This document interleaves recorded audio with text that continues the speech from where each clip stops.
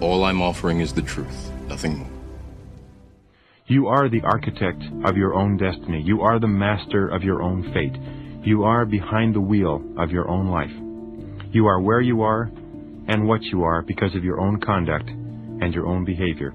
And it's been well said over and over again that it's not the government and it's not our parents and it's not your boss and it's not your family or your bills. It's you. And if ever you want to look for the reason for the way things are going in your life, look in the mirror.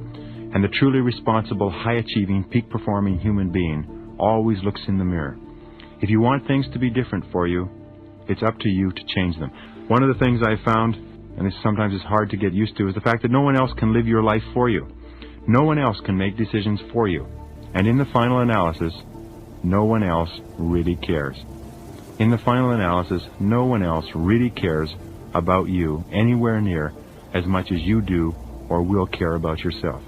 The slogan of the high achiever is always, if it's to be, it's up to me. We do not look to other people as the solutions for our problems. And what we do is, Henry Ford said, never complain, never explain. In other words, if you're not happy with something, change it, but don't complain about it. Complaining is a sign of weakness, but it's also a sign of victimhood. A person who complains is saying, basically, I'm a victim. I'm a victim. Somebody was talking to the actor who plays Aaron in 24. I had lunch with him on Tuesday with Nathaniel Brandon. He was saying, and he's become a speaker as well, he's saying you can always tell when people have their lives out of control when they talk about what things that are being done to them. He did this to me. She did that to me. They did this to me. The company did this to me. He said they're always saying, I'm a victim. I'm weak. I'm little. I'm ineffectual. I'm a child. I'm a victim. I'm a victim. Please feel sorry for me. And what this does is that it guts your self-esteem. It just takes away all your motivation and all your self-confidence. So even the choice of words can be very bad. The reason that people don't succeed is because they have excuses. You cannot imagine a leader weeping, whining, crying, and making excuses. As Mark Twain said, there are 1,000 excuses for failure, but never a good reason. So one of the things that we do is there's no more excuses. Either do it or don't do it. Get in or get out, but I don't make excuses. I mentioned this before, but I cannot be too emphatic, is that you can only give away control. You cannot give away responsibility. You remain responsible for yourself for your entire adult life. You can give away control by trying to make someone else responsible for your life, and you do, and then you wait for them to tell you what to do or what not to do, or to give you a raise or to promote you or demote you or hire you or something else. Or you can accept responsibility. And accepting responsibility is mandatory. You cannot go any further. You are literally blocked in place, almost like there's a wall in front of you, until you accept responsibility and make the leap and never make another excuse. So we say that the word responsibility can be broken down into two words, response and ability. It is your ability to respond. Well, in our life, every time we respond effectively to a challenge, we grow and become stronger. And we become more tenacious, and we become more confident, and we become more powerful. So the only thing that we can be sure of is challenges. Your life will be one series of challenges after another. They will never stop. They will come like the waves from the ocean, problem after problem after problem. The only question is, can we respond effectively? And if you do, you continue to grow. As soon as we stop responding effectively to the challenges of outside life, what happens is we begin to implode. So whenever you have a challenge, remember, you just say, well, here we go again. This is what I do. I respond effectively to challenges. And the wonderful thing is, and I learned this in the metaphysics, make the decision that no matter what happens, you will respond effectively. And pre-program yourself, so no matter what happens, I respond effectively. No matter what problem I have in life, I take charge of it, I accept responsibility, and I respond effectively. If you make that decision in advance, then when the problem occurs, it's almost like they push the automatic button, you're already set, and you respond effectively. You don't even have to think, what should I do in this situation? You just respond in an effective way. You don't get upset or angry or weep or cry or lash out at other people. What you do is you say, it's a problem, so we respond effectively. What do we do from here? Very, very important. This attitude is the attitude of the leader. We know that we only feel good about ourselves to the degree to which we feel we're in complete control of our own lives. And there is a one-to-one relationship between the amount of responsibility you accept and the amount of control you have over your life. In the world of work, you will always rise to the level of responsibility you are willing to accept for results. Your income, your status, your security, your power will always tend to be equal to the responsibilities you take on. Emerson said you can tell how big a person is by how big their responsibilities are. This is one distinct area where winners and losers part company. Winners always look upon themselves as the cause of what happens to them. Losers are always blaming someone or something else.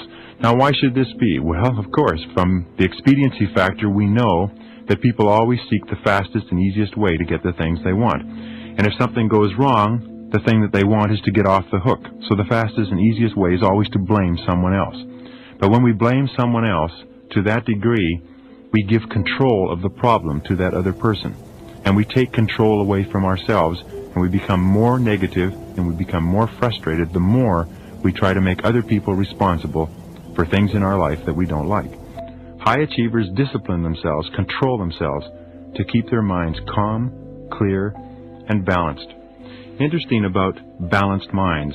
The great psychiatrist Thomas Szasz said there's no such thing as mental illness.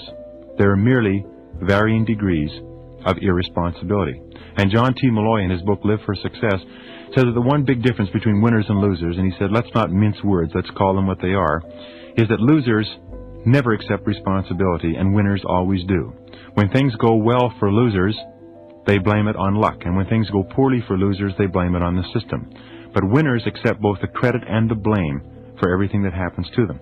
Fully responsible adults always look upon themselves as self-employed. They act as if they own the place. They treat the company they work for as though it belonged to them. The worst mistake you can ever make in your life is to ever think that you work for anybody else but yourself. Everybody is self-employed. You are self-employed. I am self-employed. And all peak performers in every field and industry look upon themselves as though they worked for themselves. Even if somebody else signs their paycheck, they look upon themselves as being self-employed. And they treat the company as though it belonged to them. They treat the company as though everything that happened in that company was theirs. They accept full responsibility. If a paperclip falls on the floor, they pick it up. They never say, that's not my job. When they refer to their company, they say us and our and we. This company instead of they and them and the boss and so on. Now, if you can understand this simple principle, you will understand one of the key reasons why people move to the executive suite and move ahead rapidly in their careers and other people go nowhere. Because bosses, managers, executives are very alert to the degree of commitment that you make to your work. Now, a very important point. Because when we go to school in the first grade or kindergarten, we stay in school for 12 years, maybe we go on to university or college, but we get the impression that our education is controlled by and dictated by forces outside of ourselves, the state, the government, the school system. When we come out of school, we sometimes make the mistake of thinking that if we are to be educated further, it is up to our employer to do it. And this is one of the worst mistakes that you can make, because irrespective of whether or not your employer offers you training opportunities, you are 100% responsible for continuing to upgrade your skills, because you are working for yourself in every single case. A good question to ask yourself is this: if you were to take the stock of your personal company public, would you buy shares in you? Are you the kind of stock that is growing in value and profits every year? Are you the kind of stock that is going up in the marketplace? Would you sell stock in you to widows and orphans as a secure investment, or has your stock kind of flattened out in the marketplace? In other words, are you a growth stock, or are you a stock for a long-term hold? Because truly successful people look upon themselves as growth stocks, and they work upon themselves every day and every week and every year to make the value of what they do worth more as time passes. The winning human being accepts full responsibility for continuously upgrading his or her skills, becoming more and more valuable every year. Now, here's another area of responsibility. The winner always asks, what results are expected of me? One of the qualities of peak performers is that they are always very results-oriented. They always ask themselves, why am I on the payroll? And if you're not sure why you're on the payroll, the first thing that you have to do is go and sit down with your boss and ask him, why am I on the payroll? Now, you don't have to use these words, but here's a very simple technique. Take and write out a job description of what you think that you're on the payroll to do. Write out a list of all the things that you're supposed to accomplish and give it to your boss and have your boss organize that list in order of priority. Which is most important, which is second in importance, which is third in importance, and then always work on what is most important to your boss. Ask yourself, what can I and only I do that if done well will make a real difference to my company? If you own your own company, this question is even more important. But working for another company, this is the key to rapid advancement and promotion. And do what will make a difference. To accept responsibility for specific results and always results that will make a difference. Winners always focus on solutions. They ask, where do we go from here? What do we do from here? Now, this is a big difference between winners and losers. Winners always look to the future, and losers always look to the past. Winners always look to what can be done, and losers always look at who's to blame.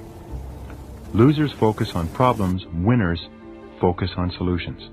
Focused on the future rather than the past, in what can be done versus who did what. The responsible person always approaches a problem as though there were a logical solution and starts off by asking questions like, what exactly is the problem? Start off by defining the problem clearly and then asking, what are all the possible causes of this problem? And focus the attention of everyone involved on the future. Then the third question is, what are all the possible solutions? Where do we go from here? What do we do from this moment onward? How can we resolve this situation? Not who's guilty or who's responsible or who did what. Remember, an important point in life is that people make mistakes. All human beings make mistakes because we are anxious to get things and to do things the fastest and easiest way, because often we're ignorant and we don't know everything we need to know, because often we're ambitious and we're in a hurry, because often we are vain and our egos get in the way. Because of these things, we make mistakes. And all human beings make mistakes, and a person who cannot accept the fact that others make mistakes is not cut out for greatness and is not cut out for leadership. Number 5, the acceptance of complete responsibility for your success is the starting point of all great achievement, which is to sit down and say that anything that is going to happen to you or for you in life is up to you, that you cannot wait or hope that other people will do things for you, that you must take complete charge. Now, you will find a very interesting thing, that when you accept total responsibility for your life, other people will help you. And if you don't, nobody will help you, and even if they do, it won't do any good. So say to yourself, what is it that I want to accomplish? Where do I want to go? Where do I want to be? What do I want to have? And what do I have to do to get there? And then take full charge of the process.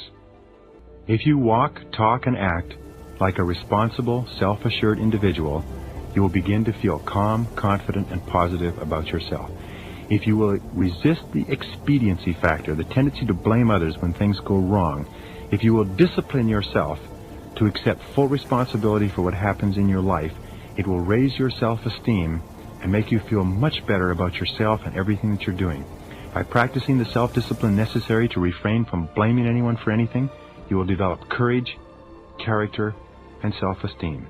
If you do what successful people do, you will be successful too, and all successful men and women are self-responsible.